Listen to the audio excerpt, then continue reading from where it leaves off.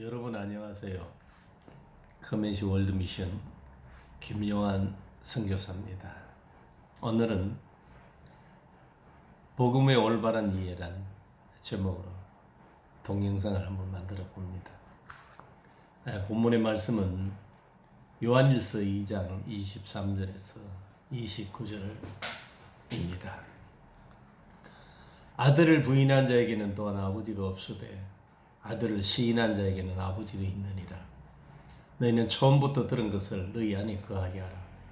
처음부터 들은 것이 너희 안에 거하면 너희가 아들 안과 아버지 안에 거하리라. 그가 우리에게 약속하신 약속이 이것이니 곧 영원한 생명이니라. 너희를 미혹해 하는 자들에 관하여 내가 이것을 너희에게 선노라. 너희는 주께 받은 바 기름 부음이 너희 안에 거하나니 아무도 너희를 가르칠 필요가 없고 오직 그의 기름 부음이 모든 것을 너희에게 가르치며 또 참되고 거짓이 없으니 너희를 가르치신 그대로 주 안에 거하라. 자녀들아 이제 그 안에 거하라. 이는 주께서 나타내신 바 되면 그의 강림하실 때 우리로 담대함을 얻어 그 앞에서 부끄럽지 않게 하려 함이라. 아멘. 많은 사람의 신앙의 관념은 하나님을 숭배하고 섬기기를 원합니다. 하나님은 하늘에 계시고 자신은 땅에 있어서 하나님의 그 표적을 보고 대용품을 드리며 섬기기를 원합니다.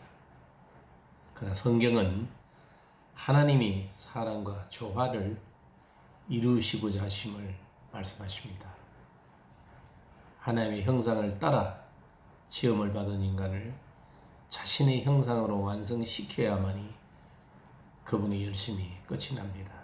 이게 바로 창세기 1장의 하나님의 계획이며 설계도입니다.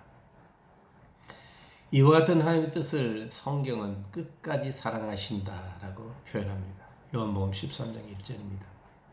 끝까지는 테로스인데 자기에게까지 끌어올리신다. 그러시기 위해 주님은 제자들의 발을 씻어주신 거죠. 제자들을 자신에게로 영접해 주신 것입니다. 이게 바로 끝까지 사랑하시는 주님의 그 표현입니다. 예수 그리스도가 바로 하나님의 표현이 제대로 된 사람의 모습입니다. 완전한 모델이죠. 그리고 우리 구원의 패턴입니다. 히브리서 5장 7절에서 10절입니다. 우리 구원의 목적이며 목표이며 그 방법이십니다. 예수님이 겉으로는 우리와 똑같은 육체를 가진 사람이지만 내면적으로는 엄청난 지혜와 능력과 영혼을 보시는 영의 눈을 가지신 분입니다. 그래서 우리는 완전한 인간이요 완전한 하나님이다 이렇게 표현을 하고 있습니다. 그 대표적인 것이 주님께서 말씀하시길 나는 아버지와 하나다라는 말씀입니다. 또 아버지께서 일하니 나도 일한다 이렇게 말씀하십니다. 이 비밀을 모르는 사람들은 과연 이분이 누구신가 하는 궁금증이 끊임없이 일어나게 됩니다. 제자들도 처음에는 헷갈려서나 무슨 일 성령이 임하신 다음에는 이 비밀을 알았습니다. 자신들 안에 주와 그리스도가 되시고 또 그분은 하나님의 보좌 우편에 앉으신 왕 중의 왕이심을 알았습니다. 성령을 통해서 진리를 통해서 하나님 보좌 우편에 앉아 계신 주님과 만유의 주제이신 주님과 자신 안에 구주가 되신 주님이 서로 연결되어 있다는 사실을 알았습니다. 그러므로 요한복음 1장 14절 말씀이 육신되 우리 가운데 거하심에 among us 우리가 그 영광을 보니 독생자의 영광이요 은혜와 진리가 충만하더라. 이 사실이 믿어지는 겁니다. 그리고 또한 요한복음 1장 18절에 있는 말씀처럼 아무도 하나님을 본 사람이 없으되 독생하신 하나님 예수 그리스도께서 그 하나님을 나타내셨느니라 라고 말씀하십니다. 물론 나사렛 예수가 나타내셨다 그러면 할 말이 없지만 그분이 바로 독생자로서 우리 안에서 하나님의 영광을 나타내셨다고 간증할 수가 있는 것입니다. 그런 사람은 바로 성령의 사람이며 기름 부음 안에서 아들랑과 아버지 안에서 영생을 누리고 있는 사람인 것입니다.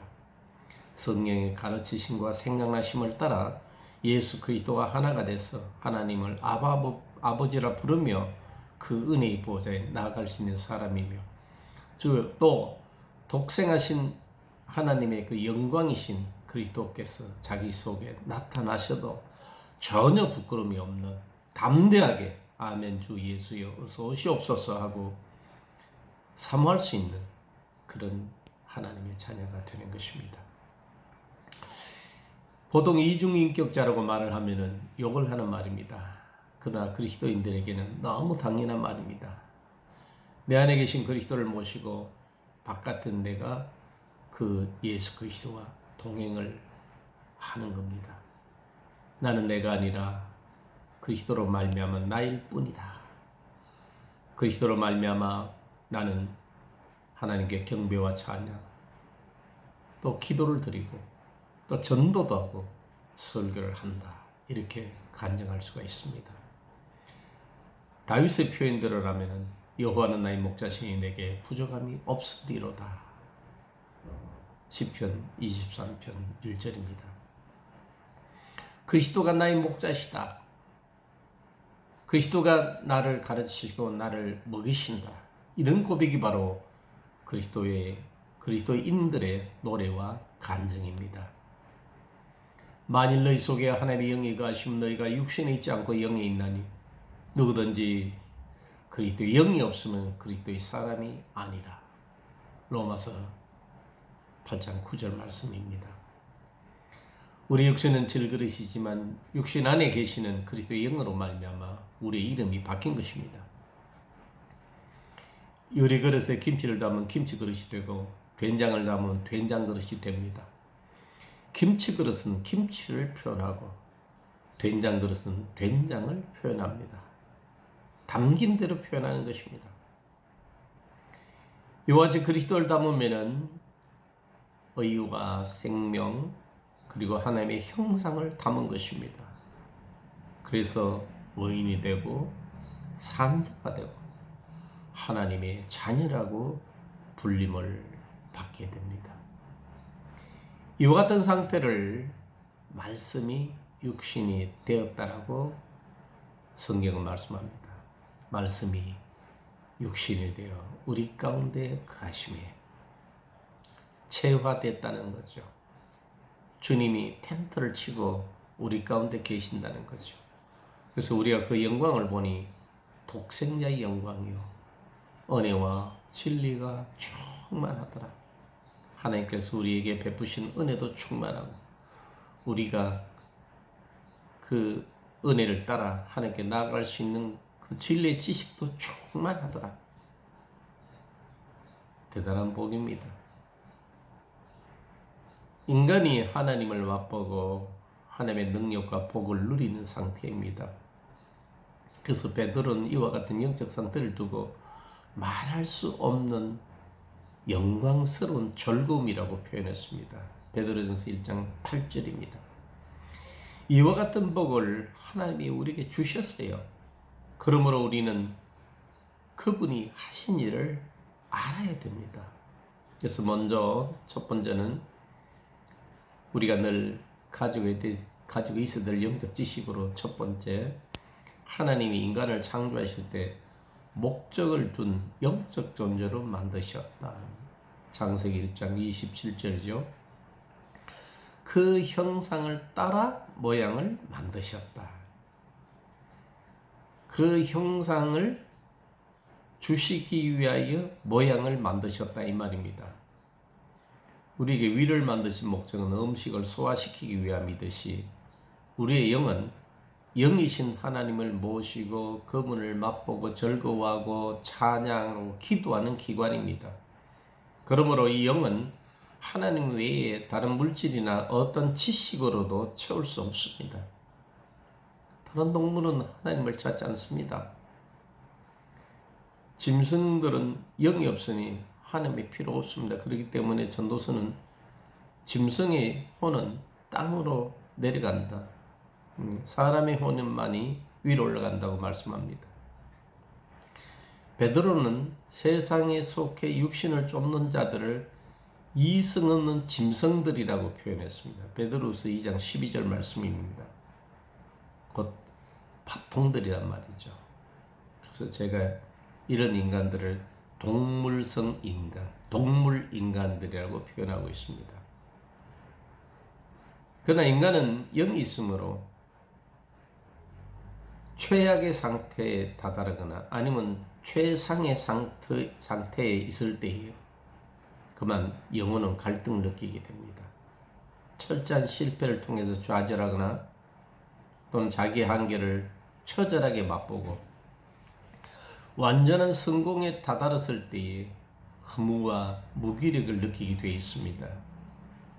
문제는 가장 위험한 것은 그럭저럭 살아가는 회색의 사람입니다.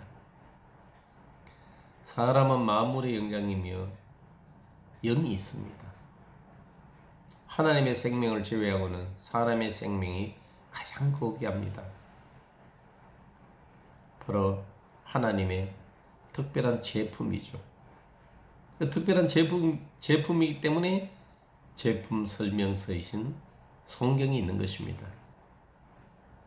다른 동물에는 없잖아요. 그래서 우리가 성경은 특별 계시다, 특별 은총이다 이렇게 표현을 하고 있습니다. 왜 사람에게는 이 제품 설명서가 붙었냐면은 사람에게는 영이 있기 때문에. 근데 사람의 영은 반드시 하나님을 모시고 하나님을 채워야만이 만족을 얻습니다. 그래서 다윗은 시편 27편 4절에서 이렇게 노래합니다. 내가 여호와께 청하였던 한 가지 일, 곧 나의 생전에 여호와의 집에 가여 아름다움을 앙망하며 그 전에서 사모하게 하실 것이라고 노래합니다. 다윗에게는 자신이 모시고 있는 그 여호와 주님이시죠. 구약의 그리스도이십니다. 우리의 목자이십니다. 이분과 하나님 보호자 우편에 앉아서 하늘을 보좌로 삼고 땅을 발등상으로 삼으신, 그래서 원수가 그의 발판이 되도록 하나님 우편에 앉으신 그 주님과 세팅이 돼 있어요. 성령의 사람은 다 이렇게 세팅이 됩니다. 예수 그리스도 내 안에 계시고 또 하나님 보좌 우편에 앉아 계시고 또 하나님 보좌 우편에 앉아서 나를 위해서 친히 간구하신 그분께서 또 나의 구주가 되시고 나의 의가 되고 나의 생명이 되고 나의 능력이 되고 나의 영광이 되는, 이런 상태에서 다윗은 내가 여호와께 청하였던 한 가지 일, 곧 나의 생전에 여호와 집에 가여 여호와의 아름다움을 앙망하며 그 전에서 사모하게 하실 것이라고 노래할 수 있는 것입니다. 영의 감동은 사방에 꽉 막힌 상태에서 답답하게 앉아 있다가 시원한 들판에서 숨을 크게 들이쉬는 그 느낌과 똑같습니다. 이것이 바로 우리의 영에 공급하시는 하나님의 생명인 것입니다. 그래서 따라서 기도를 영혼의 호흡이다, 말씀은 영혼의 양식이다, 이렇게 말들을 하는 것입니다. 시편 43편 5절에 내 영혼아 어찌하여 낭망하며 어찌하여 내 속에서 불안하여 하는고, 너는 하나님을 바라라. 나는 내 얼굴을 도우시는 내 하나님을 오히려 찬양하리로다.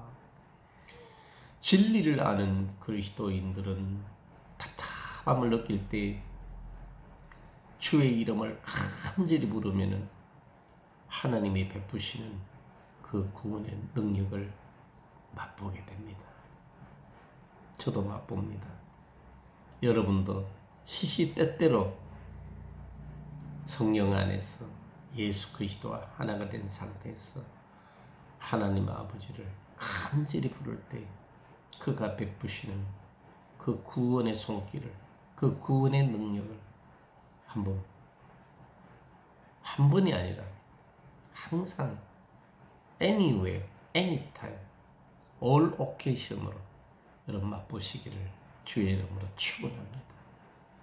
우리는 영이 있으므로 이런 복을 누릴 수 있습니다. 하늘나라 온라인 코드이신 예수 그리스도를 우리가 모시고 있지 않습니까? 진리의 성령 안에서 예수 그리스도는 하나님께 나아가는 길이 되며 진리가 되며 생명이 되십니다. 하나님의 형상으로 만들어져서 하나님과 진리와 생명이신 그리스도로 말미암아 교제를 할 수 있으면 참으로 놀라운 일입니다. 이게 말이나 되는 일입니까? 하나님이 특수 제작하신 기가 막힌 영적인 존재이기 때문에 가능한 것입니다. 그 다음 두 번째, 말씀이 육신이 됐다.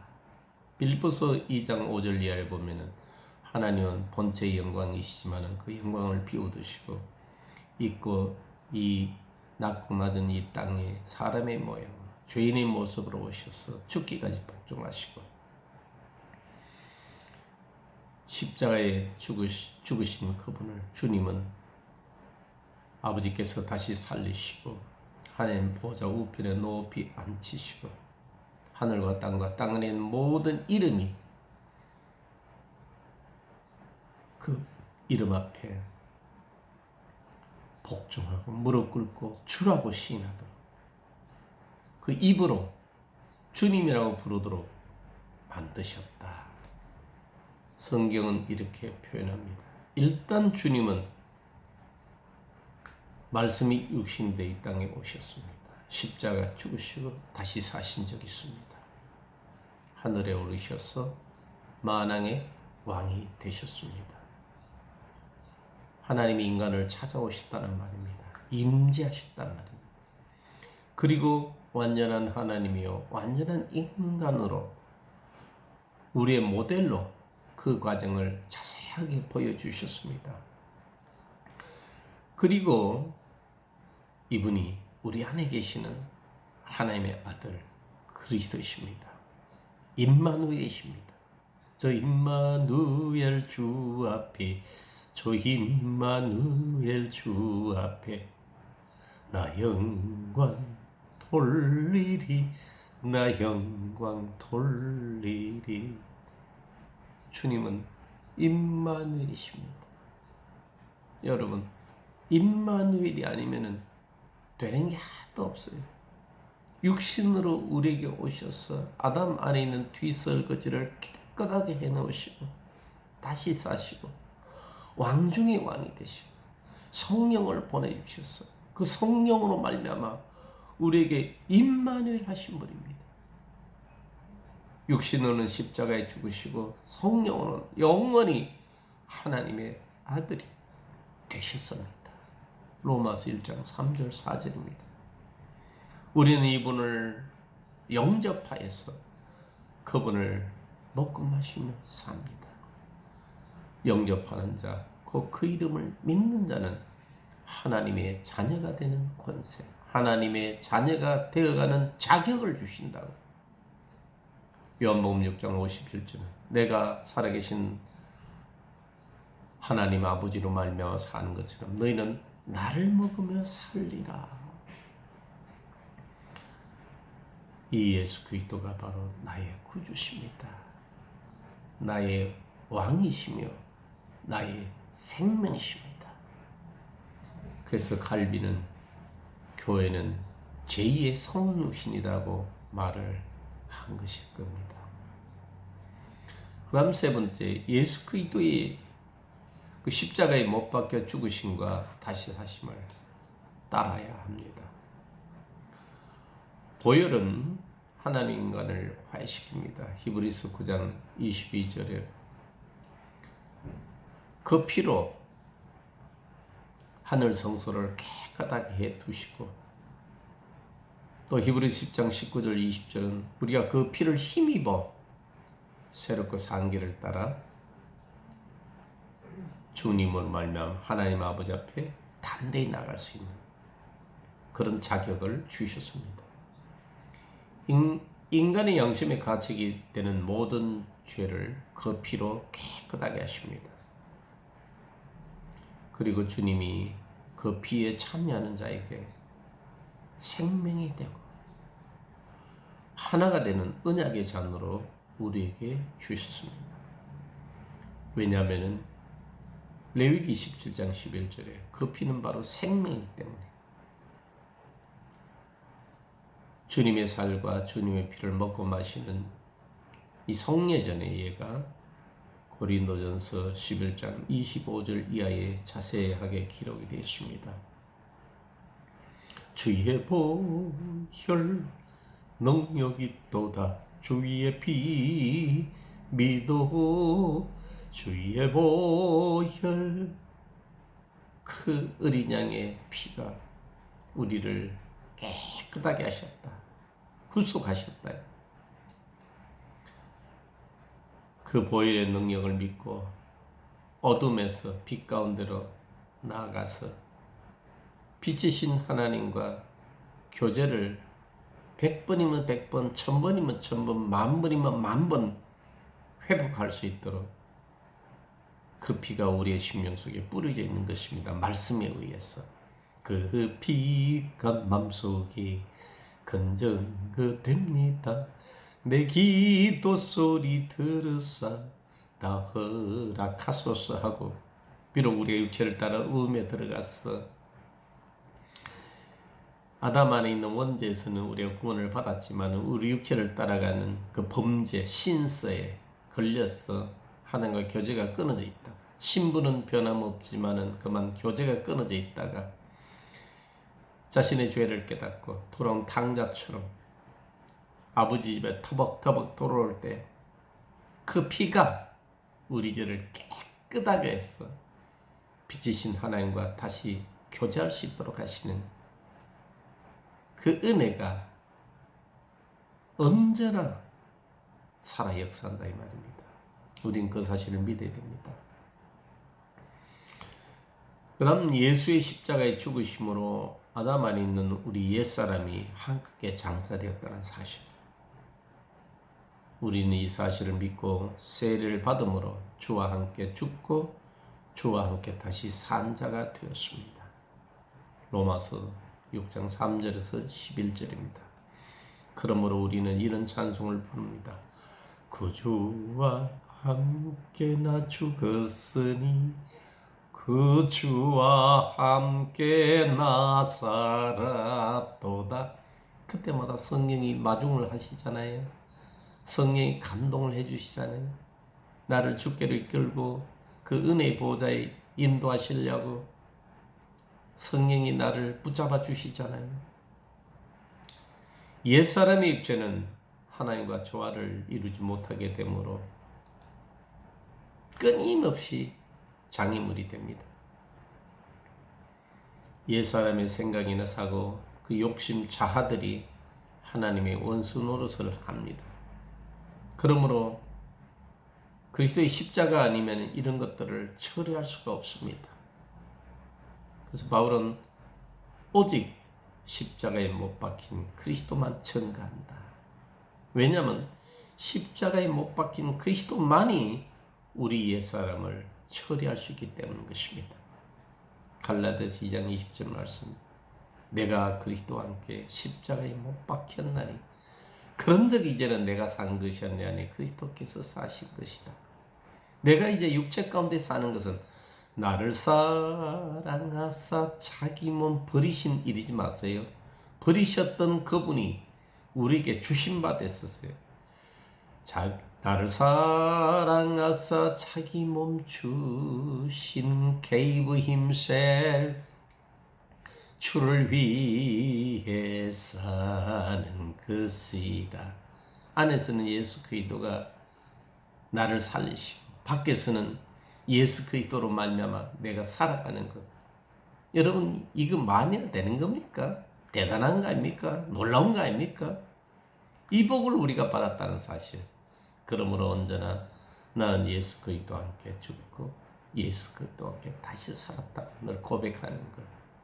내가 육체 가운데 사는 것은 이제 내가 사는 것이 아니라 나를 사랑하사 자기 몸을 주신 그리스도를 위하여 그리스도로 말미암아 사는 것이라고 고백할 수 있는 여러분들이 되길 바랍니다.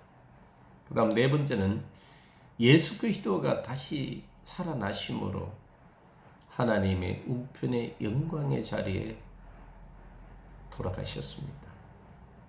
그분은 지금 영으로 계시는 겁니다. 그리고 그분은 영원한 하나님의 말씀이십니다. 어제나 오늘의 영원토록 동일하십니다. 태초에 말씀이 계시니라 호 로고스 바로 그분인 겁니다. 대우주 모든 만물에 말씀하시고 소우주인 우리에게 임하시는 우리에게도 가라사대 말씀하시는 빛이 되고 생명의 사랑이 되시는 능력이 되고 영광이 되시고 하나님의 형상이 되시는 그분은 변함이 없습니다.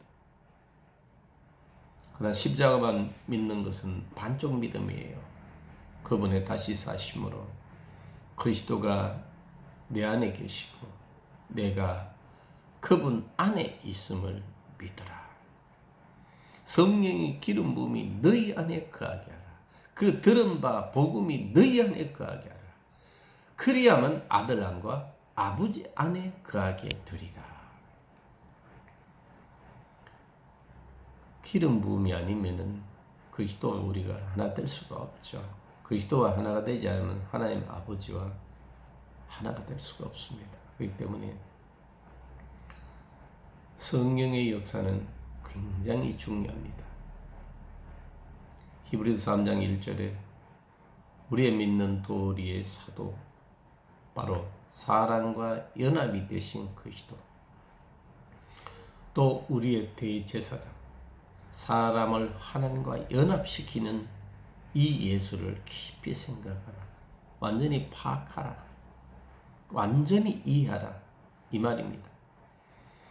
하나님의 정보를 많이 듣지 못한, 알지 못하는 초신자들에게는 이 말씀이 상당히 어렵습니다. 그러나 서서히 이 말씀의 의미가 다가올 것입니다. 그러므로 말씀을 계속 듣는 것이 중요합니다. 업무에 종사하지 마시고 계속 말씀을 들으세요.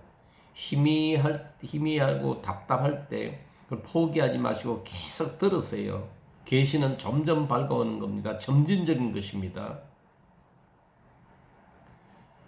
믿음은 그리스도의 말씀을 계속 들음으로 성장하게 됩니다. 진리는 반복이란 단어를 배제할 수가 없어요. 그러므로 진리 아닌 스탑이란 단어도 없는 것입니다. 왜? 생명이기 때문에. 이와 같은 그리스도의 대속의 진리를 알고 나면은 어디서나 성령 안에서 그리스도와 하나가 되어 하나님의 선하심을 맛볼 수 있습니다.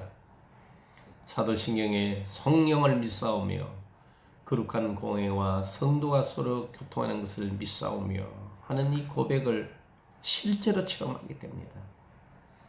참으로 놀라운 복입니다. 이 4단계를 항상 곰곰이 묵상하세요. 먼저는 하나님이 우리 안에 영을 만드셨다. 우리가 하나님의 집이다. 하나님의 방이다. 두 번째, 말씀이 육신이 되었다. 말씀이신 그리스도께서 인간으로 오셔 십자가에 죽으시고 다시 사시고 하나님 보좌편에 앉으시고 그 말씀이신 그분께서 친히 성령으로 말미암아 우리 안에 오셨다. 이게 바로 말씀이 육신되 우리 가운데 가심에 우리가 그 영광을 보니 독생자의 영광이요. 아무도 하나님을 본 사람이 없으되 아버지 품에 안긴 독생하신 하나님께서 우리 안에 드러내시는 겁니다. 나타내시는 겁니다. 그 다음 세 번째는 십자가의 보혈과 그분의 죽으심을 생각하십시오. 이것은 성령이 임하시는 조건을 조성하는 것입니다. 바로 그리스도께서 임마누엘 하실 조건을 우리가 만드는 것이에요. 그래서 베드로는 너희가 각각 회개하고 예수 그리스도의 이름 안에서 세례를 받고 죄 사함을 받으라. 그리하면 성령을 선물로 받으리니. 이미 하나님께서 예수를 주와 그리스도로 삼으시기 때문에 그 주와 그리스도가 우리 속에 실상이 되고 실제가 돼서 하나님 보좌 우편에 앉아 계신 그분과 연결하려면 반드시 십자가의 보혈과 그분의 죽으심을 깊이 생각하셔야 됩니다. 그리고 그분은 언제나 부활과 생명의 영으로 영원히 우리 가운데 살아 역사하십니다. 우주 어디나 계시며 또한 우리 안에 계시길 원하십니다. 하늘과 땅과 땅 아래 있는 모든 것을 가득 채우시는 분이 우리 안에 계시는데 그분이 우리 마음에 진정한 평강이 되고 기쁨이 되고 소망이 되고 즐거움이 되고 또 행복이 되도록 하지 못하겠습니까?